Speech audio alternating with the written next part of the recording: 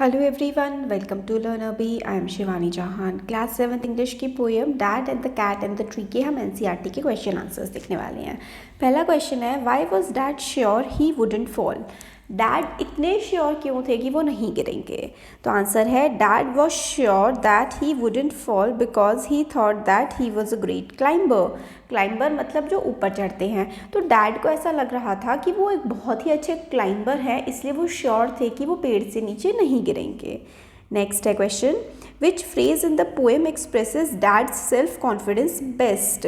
तो डैड बहुत ज़्यादा कॉन्फिडेंट थे, ये हमें कौन सी लाइन से पता लगता है? The phrase in the poem that expresses dad self confidence best is easy as winking to a climber like me. Wink करना, जैसे कि आँख झपकाना है ना, इतना ही ज़्यादा आसान है डैड ने कहा उनके लिए पेड़ पर चढ़ना। क्वेश्चन नंबर 3 है, describe plan A and it's consequences. तो प्लान ए क्या था और उसके परिणाम क्या हुए? तो आंसर है, plan A was to climb the tree with the help of a ladder. Ladder यानी कि सीढ़ी की मदद से पेड़ पर चढ़ना, ये था प्लान ए।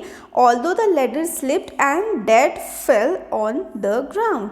बट जो लेडर थी यानी जो सीढ़ी थी वो फिसल गई, स्लिप हो गई और डैड ज़मीन पर गिर गए। नेक्स्ट क्वेश्चन है, plan C was a success, what went wrong then. Plan C success था, बट फिर क्या हुआ गड़बड़? आंसर है, plan C was a success. Dad reached the place where the cat was stuck, but the moment he reached the place the cat jumped on to the ground. Plan C success था, dad उस जगह पर पहुंच गए पेड़ पर जहां पर कैट स्टक थी यानी कि फंसी हुई थी। बट जैसे ही डैड वहाँ पर पहुँचे उस जगह जहाँ पर कैट फंसी हुई थी, कैट ग्राउंड पर कूद गई। क्वेश्चन 5 है, the cat was very happy to be on the ground, pick out the phrase use to express this idea. जो कैट थी ना, वो ग्राउंड पर आने के बाद बहुत खुश थी। ये हमें कैसे समझ में आता है? पोएम में से लाइन्स ढूंढ के बताइए। The phrase that expresses the idea that cat was very happy to be on the ground is smiling and smirking। तो ऐसा लग रहा था जैसे स्माइल कर रही है खूब और कैट खूब मुस्कुरा रही है। नेक्स्ट है, describe the cat in that situation in the beginning and at the end of the poem.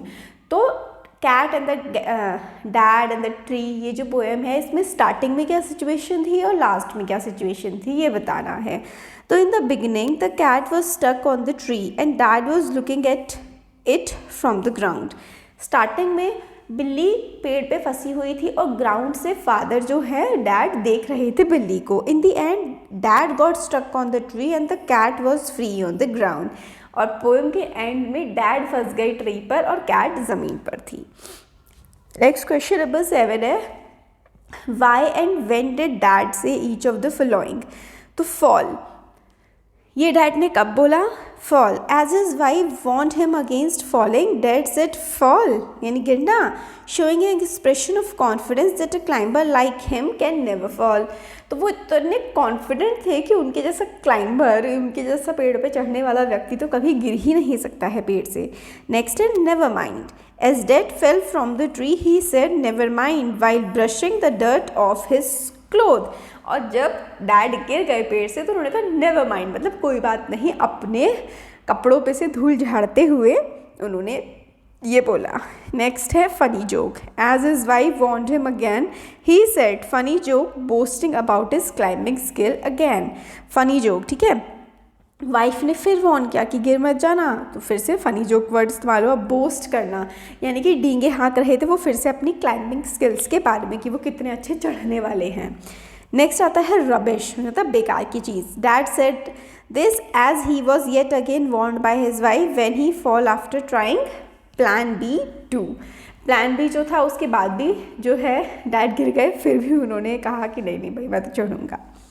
Next आपको क्या लगता है? पोएम ह्यूमरस है। ह्यूमरस का मतलब है मजाकिया टाइप की पोएम है। तो येस, पोएम ह्यूमरस है। कैसे पता लगता है? Then he swung himself up on the branch it broke, the cat gave a yell and sprang on the ground. तो वो अटक गए, डैड अटक गए पेड़ पर ब्रांच पर अटक गए, ब्रांच टूट गई और कैट जो है ज़मीन पर आ गई। तो इस तरह की मतलब फ़नी पोएम है ये। तो ये हम लोगों ने क्वेश्चन आंसर्स देखे। वीडियो पसंद आया तो like share subscribe. Thank you.